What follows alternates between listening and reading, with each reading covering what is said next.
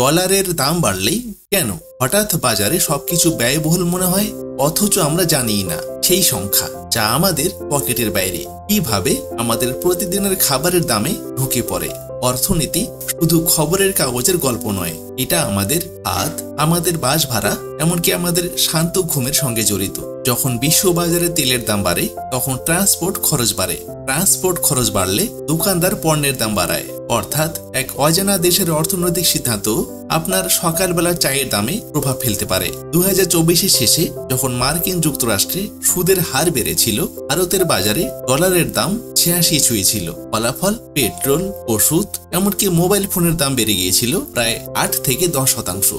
আমরা প্রায়ই ভাবি এগুলো বড়দের খেলা, কিন্তু বাস্তবে প্রতিটি সাধারণ মানুষ এই গেমের নীরব প্লেয়ার। আপনার ইএমআই, আপনার সঞ্চয়, এমনকি আপনার সন্তানদের পড়াশোনার খরচ সবকিছুই নির্ভর করে সেই অর্থনৈতিক দোলাচলের উপর।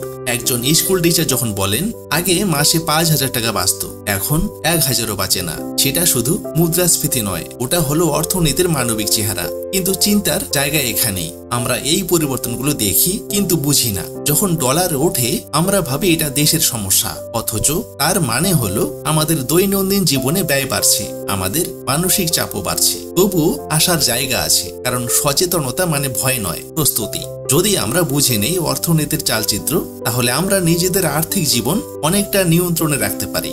তাহলে কি আমরা সত্যি সচেতনভাবে বাঁচছি, নাকি কেবল সংখ্যার দোলাচলে নিজেদের হারিয়ে ফেলছি? এই গল্পটা যদি আপনার মনে ছোঁয়, তাহলে আজই কাউকে বোঝান অর্থনীতি মানে শুধু টাকা নয়, এটা আমাদের প্রতিদিনের জীবনের আয়না।